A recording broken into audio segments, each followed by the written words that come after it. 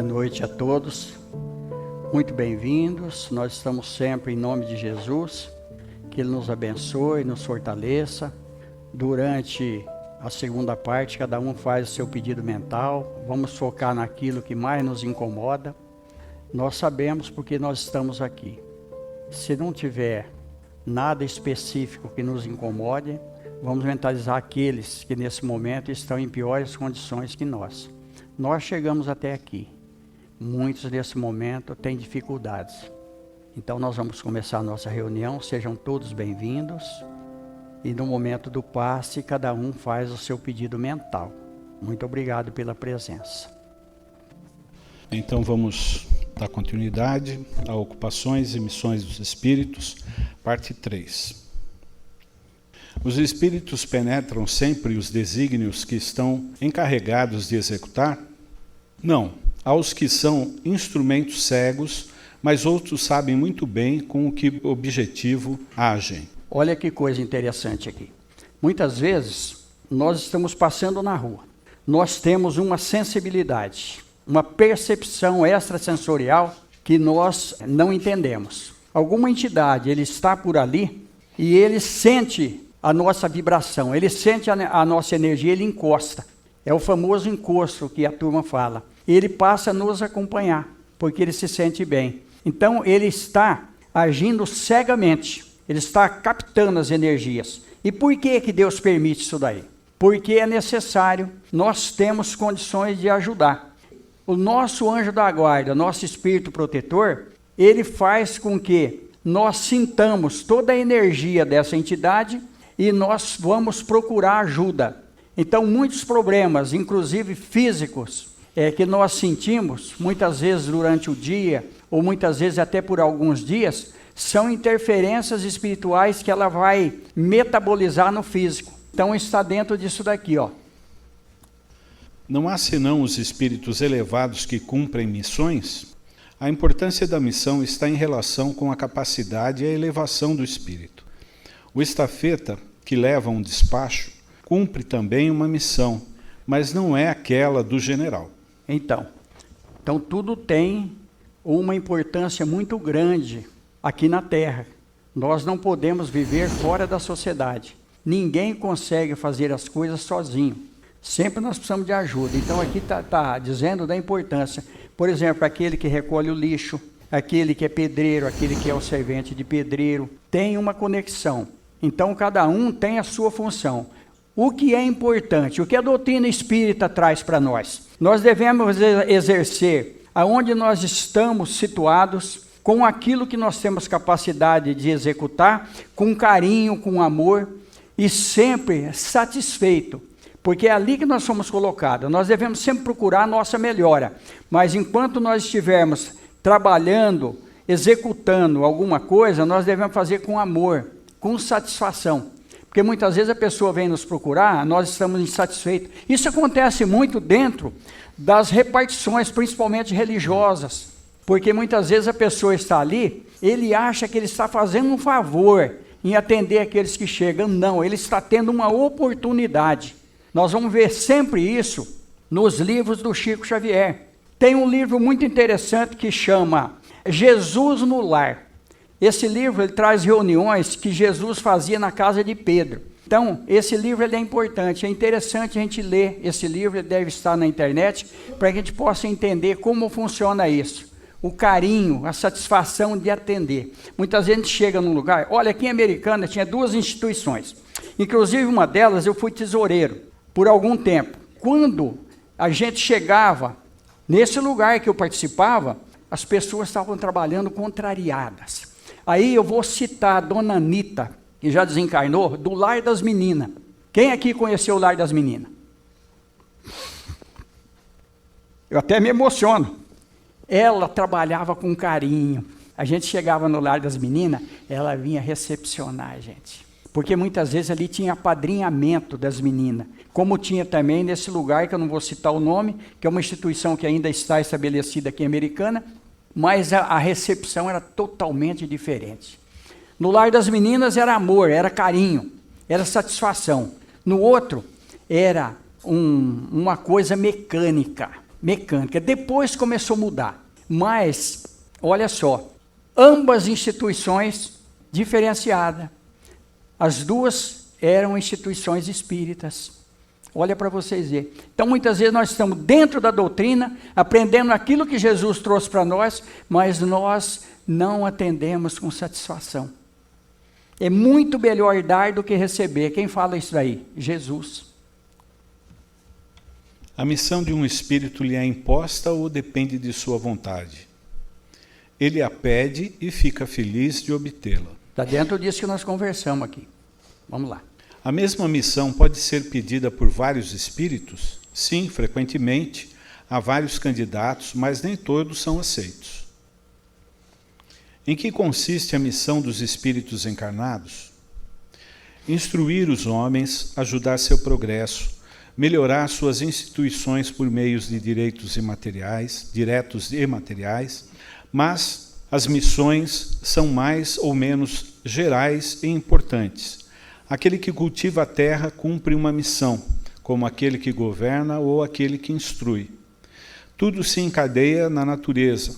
Ao mesmo tempo em que o espírito se depura pela encarnação, ele concorre, sobre essa forma, para o cumprimento dos caminhos da providência. Cada um tem sua missão nesse mundo, posto que cada um pode ser útil para alguma coisa. Olha só novamente, Jesus no lar. Espírito Neio Lúcio.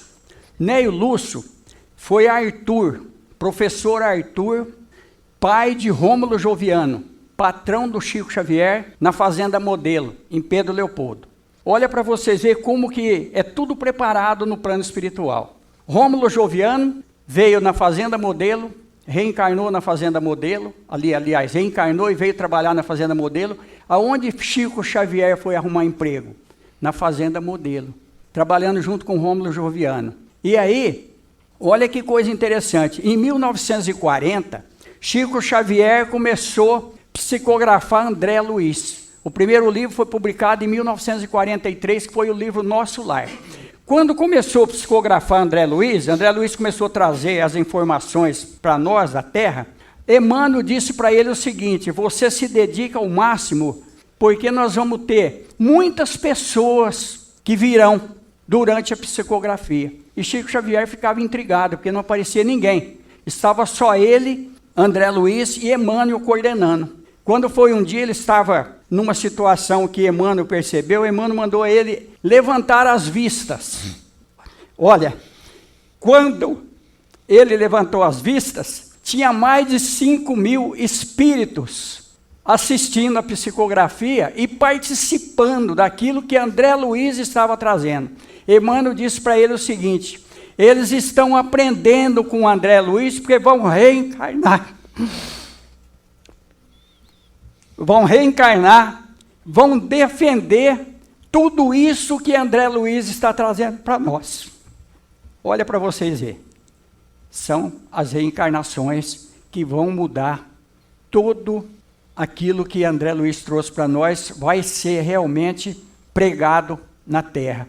Principalmente no Brasil, que é a pátria do Evangelho, que é o coração do mundo. Então aqui está o celeiro do Evangelho de Jesus. Olha que coisa interessante. Realmente a medicina, a ciência, a filosofia, a física, a química, a biologia vai se integrar dentro dos ensinamentos da doutrina espírita. A doutrina espírita é a resposta para tudo aquilo que até hoje nós ainda não conseguimos entender. Qual pode ser a missão das pessoas voluntariamente inúteis sobre a Terra? Há efetivamente pessoas que não vivem senão para si mesmas e não sabem se tornar úteis para nada. São pobres seres que é preciso lamentar, porque expiarão cruelmente sua inutilidade voluntária e seu castigo começa frequentemente desde este mundo, pelo tédio e pelo desgosto da vida. Vamos mais uma. Visto que tiveram escolha, por que preferiram uma vida que não poderia lhes aproveitar em nada? Entre os espíritos há também preguiçosos que recuam diante de uma vida de trabalho. Deus o permite, pois compreenderão mais tarde, e às suas custas, os inconvenientes de sua inutilidade e serão os primeiros a pedir para reparar o tempo perdido. Pode ser também que escolheram uma vida mais útil, mas, uma vez na obra, recusaram e se deixaram arrastar pelas sugestões dos espíritos que os encorajam à ociosidade. Olha a obsessão aqui. Então, nós precisamos nos movimentar. Tem um ditado que ele é interessante. Quando a gente quiser pedir alguma coisa, pedir para quem está ocupado. Quem está desocupado não tem tempo de fazer. Vamos de novo no livro do Neio Lúcio, Jesus no Lar. Jesus, ele ensinava os discípulos ali. E Pedro faz uma pergunta para Jesus. Senhor, aquele que conhece os princípios santos da caridade e não pratica, como devemos observá-lo? Aí Jesus diz o seguinte: são sementes que dormem, mas que um dia despertará. Então, aquele que conhece e que ainda está adormecido, um dia ele despertará. A doutrina espírita nos desperta. A partir do momento que nós começamos a entender a mensagem de Jesus, interpretada pela doutrina, nós mudamos até os conceitos, mudamos nossa vida, mudamos a nossa maneira de interpretar as coisas, porque ela desperta. Aí Jesus diz uma coisa muito interessante na Bíblia que fica encoberta. Muita gente acha que Jesus vai voltar em físico, porque Jesus diz o seguinte: eu voltarei por sobre as nuvens. Jesus já voltou por sobre as nuvens. É a nuvem da ignorância, por falta de conhecimento das coisas que Jesus trouxe. Então Jesus voltou numa mensagem mais forte, mais poderosa. Olha, a mensagem da doutrina espírita, aonde a gente vai entender tudo o que acontece na nossa vida, aonde nós vamos ter mais tranquilidade para poder agir. Nós vamos agir e não reagir, porque quando nós temos o entendimento do Evangelho, nós agimos, nós não reagimos. A reação é uma coisa que até pode nos prejudicar, mas a ação não. Nós precisamos ter ação, principalmente diante das coisas negativas. Quando a gente vê, nós temos uma compreensão, nós temos um entendimento. Tudo o que acontece na nossa vida, na nossa sociedade, está sobre a jurisdição de nosso Senhor Jesus Cristo e sobre a mão de Deus. Por falta de terminologia, nós vamos dizer sobre as mãos de Deus, sobre aquela situação amorosa que Jesus trouxe para nós, porque Deus é amor. Então nós estamos envolvidos nesse contexto, todos nós, independente de posição social, de situação financeira, onde nós estivermos, Deus está conosco. Muitas vezes nós nos afastamos dele, mas ele nunca nos afastou de nós.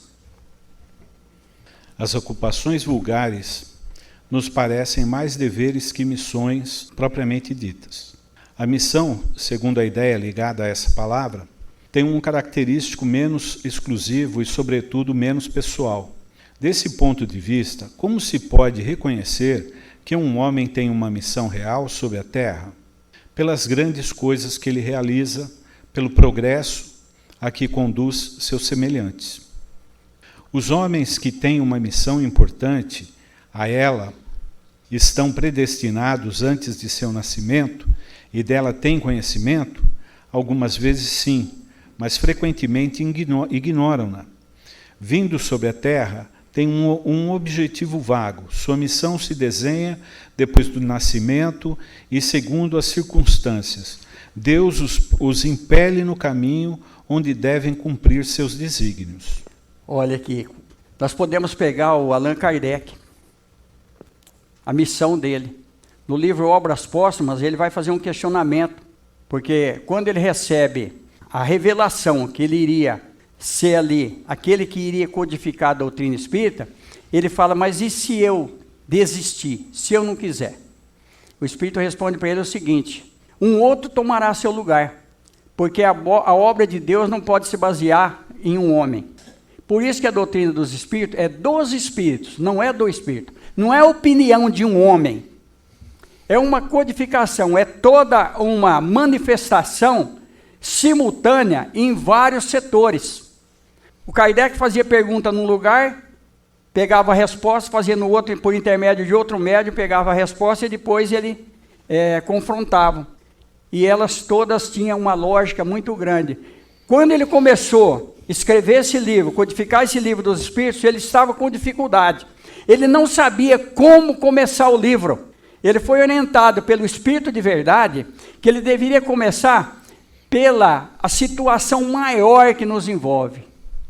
Deus. Tanto é que a primeira pergunta, que é Deus? O princípio inteligente do universo. A causa primeira de todas as coisas. Por isso que não cai uma folha de uma árvore sem que Deus saiba. Olha que impressionante essa resposta. E aí, no Novo Testamento, um dos apóstolos diz o seguinte, que Deus é amor. E realmente, Deus é amor, Deus ama. Por isso, que uma vez perguntaram para o Divaldo Pereira Franco se Deus perdoava. Ele falou, não, Deus não perdoa. E alguém ficou muito impressionado. Como? Ele falou, não, Deus não perdoa. Porque Deus não tem mágoa. Deus não precisa perdoar. Só perdoa quem tem mágoa, quem tem ressentimento, quem tem falha, quem tem fraqueza. Então Deus é amor, Deus não precisa perdoar. Deus compreende, Deus não pune, Deus nos educa. Através de nós mesmos, nós vamos ser responsáveis pelos nossos atos. Em alguma situação, em algum lugar, no futuro, nós vamos resolver os problemas mal resolvidos no passado e de agora, se a gente não for vigilante. Se a gente não fizer aquilo que Jesus falou, sede manso como uma pomba, sede prudente como uma serpente, orai e vigiai. Olha as palavras de Jesus, olha que coisa maravilhosa para nós. E aí, assim, colocar a abnegação e assim, o compromisso que a gente vê, não só aqui no nosso trabalho, no nosso dia a dia, né? Que não é hierarquizado, né? Embora a gente considere aqueles que têm ascendência, né, natural de conhecimento, de conteúdo e tal, que contribui também para o crescimento do nosso trabalho. Estou falando aqui, mas a gente vê isso também no dia a dia, nas pessoas próximas de nós. É importante a gente estar atento para essas descobertas, porque o que nos trouxe aqui não foi uma motivação de ser algo, de ser diferente ou de ser qualquer coisa. O que nos traz aqui é a possibilidade de a gente pagar o que a gente recebeu de bom. Fantástico nessa doutrina, né? Você me fez lembrar uma situação interessante. Um rapaz, ele participava da reunião do Chico Xavier. E aí entraram no estabelecimento dele e roubaram tudo. Não deixaram nada. E aí ele foi conversar com o Chico Xavier. E foi antes da reunião, Chico Xavier tinha um tempinho, conversar com o Chico Xavier. Ele chegou muito deprimido, tudo. Abriu o coração para o Chico Xavier, falou, Chico, roubaram tudo. O Chico Xavier deu uma paradinha e falou, meu irmão, graças a Deus você devolveu. Graças a Deus você devolveu. Olha só, ele tinha lesado talvez essa pessoa que roubou ele. São coisas que parecem coincidência. É lógico que nós vamos voltar no Jesus, nós vamos prevenir, fazer de tudo. Porque até em nosso lar lá, tem as barreiras, né, vibratórias para que eles não sejam atacados. Nós precisamos usar tudo que tem na Terra em nossa defesa. Mas muitas coisas que acontecem conosco está no nosso caminho. Às vezes nós pensamos que estamos dando alguma coisa para alguém, nós só estamos devolvendo. Então é a mensagem da doutrina espírita e é até um consolo para nós. Porque o que está aqui vai ficar aqui. O importante é o que nós vamos levar. E o que nós vamos levar? A gente vê isso muito em testamento. Deixa a casa para fulano, deixa o carro para cicrano, deixa a chácara para não sei quem. Deixa porque não pode levar, que se pudesse levava junto. Não ia deixar para ninguém, porque é sempre na última hora. E quando não se ajusta as coisas da terra, quando nós não cumprimos as leis da terra, dificilmente nós vamos cumprir as leis do mundo espiritual. As leis naturais são as leis de Deus. Aí nós não resolvemos problemas aqui, quando nós desencarnamos, a turma começa a brigar e começa a interferir naquele que desencarnou. Nós já contamos aqui de um empresário aqui de Americana que ele estava com muita dificuldade no plano espiritual. Ele tinha escondido ouro, uma porção de coisa, ele não tinha sossego do outro lado e começou a assombrar os irmãos dele. Então olha para vocês verem que coisa. Por quê? Nós estamos ligados ainda em coisas perecíveis. Não ajunteis tesouro na terra. Quem disse isso? Jesus. Onde a traça e a ferrugem corrói. Ajunteis tesouro no céu, porque lá sim, lá não é perecível. Só um complemento. Vamos lá. Estou animado. Não, vamos lá.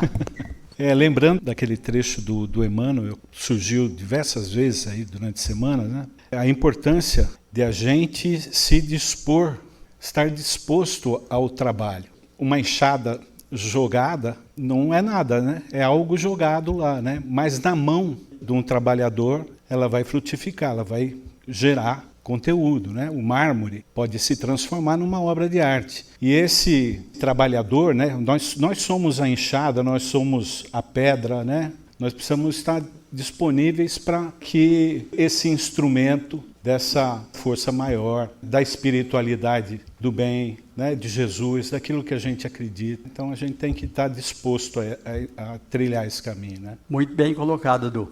Tem um amigo meu, de uma instituição aqui de Americana. Ele diz o seguinte: Norinho, o médium é alguém que Deus deu oportunidade para ele carpir um colonião. Alguém conhece o capim colonião aqui, que é duro, tem que ser arrancado? E Deus dá uma enxada bem cega para ele, que é para ele trabalhar mesmo e não corta, ela só masca o colonião. Porque ele já faliu em outras épocas, nem todos os médiuns, mas a maior parte, a não ser missionário, como Chico Xavier e outros aí. Então é a oportunidade de trabalhar. Então ele fala que bom, aqueles que têm uma enxada que corta bem, que está afiadinha, como o Eduardo falou aqui, vamos trabalhar, vamos fazer alguma coisa. Qual seria essa enxada? Olha o que você falou. Nós temos lucidez, nós temos uma saúde relativamente boa, porque nós estamos aqui. Não existe ninguém na Terra que não tenha alguma indisposição em algum momento da vida. Então vamos usar aquilo que nós temos de melhor, para a gente poder ajudar outras pessoas que estão dentro disso aqui, ó. Algumas vezes, mais frequentemente ignoram, vindo sobre a Terra tem um objetivo vago. Sua missão se desenha depois do nascimento e segundo a circunstância, Deus os impele no caminho onde deve cumprir seus desígnios. Eu lembro muito que eu atendi um rapaz, não está com muito tempo aqui no Chico Xavier, ele falou, eu só vou frequentar o Espiritismo quando eu descobrir minha missão. Eu falei, então você vai até desencarnar. Por quê? Qual é a missão? Aquilo que está à nossa frente. Aquilo é que tem um lar, ele tem uma missão dentro do lar. E a caridade ao próximo é aqueles que estão mais próximos. Os que estão mais próximos é aqueles que convivem conosco. Com as diferenças, com uma série de coisas que às vezes nós precisamos tolerar e às vezes nós pensamos que estamos tolerando, é o outro que está tolerando a gente. Então olha que coisa. Quando um homem faz uma coisa útil, é sempre em virtude de uma missão anterior e predestinada ou pode receber uma missão não prevista? Nós vamos parar aqui.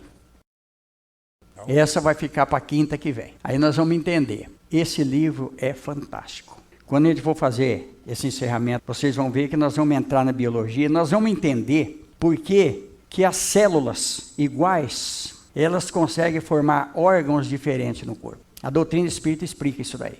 A ciência médica não consegue ainda, mas o espiritismo consegue mostrar para nós como funciona a reencarnação. Como que uma célula, ela vai se multiplicando. Porque para viver, nós gastamos energia, tanto é que nós ficamos velhos, envelhecemos e desencarnamos. E como que o começo da vida vai se multiplicando. Quanto mais aumenta, mais a vida ela estabelece. Nós vamos entender por que a reencarnação começa no momento da fecundação e ela se completa aos 7 anos.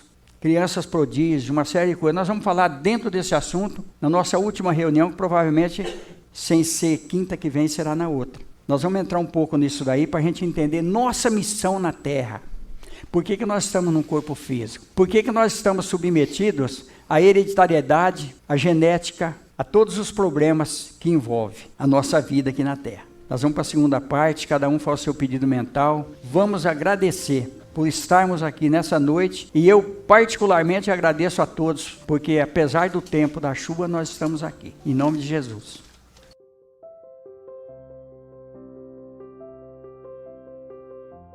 Nós estamos aprendendo, todos nós. Sempre tem alguém que tem um entendimento melhor, mais cultura.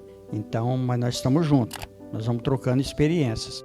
E é muito interessante uma palestra que o Reinaldo fez sobre mediunidade. Foi feita agora na terça-feira, já está disponível na rede social do Chico Xavier. Quem não assistiu, assista. Nós vamos ter um apanhado. A partir de terça-feira que vem, nós vamos ter um estudo do livro dos médiuns aberto a todos.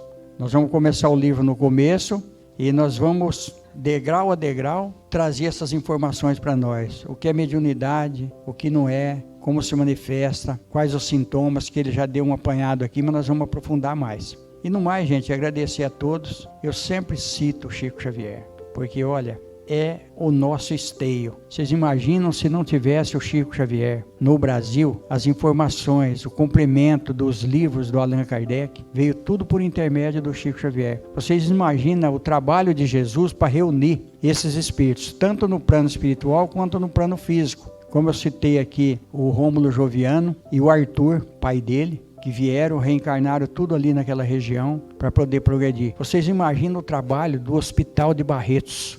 Vocês imaginam o trabalho da espiritualidade para organizar tudo aqui? Eu sou de Barretos, então eu tenho um pouco de conhecimento para falar alguma coisa. O trabalho deles. Tem um amigo meu daqui de Americana, que eu não vou citar o nome, que ele pediu para não citar o nome, que ele é dos Médicos Sem Fronteira. Ele renunciou à vida dele. Um empresário muito bem sucedido aqui em Americana, está na África. Então de vez em quando a gente tem contato. Ele realmente renunciou. Ele nem tinha esse objetivo, que nem espírita ele era, mas se tornou espírita. Ele abriu uma instituição aqui americana que está até hoje funcionando, também não vou citar o nome, por uma questão de ética, e ele está lá. Então quantas pessoas renunciam para poder auxiliar os outros? Que Deus nos abençoe, e como nós somos felizes de estarmos aqui, de podermos caminhar, de voltar para casa agora com essa chuvinha, tomar uma sopa quente, né? Mas tudo é para melhorar a vida da gente. Que Deus nos abençoe, que Jesus nos ampare. Muito obrigado pela presença, nós agradecemos de coração.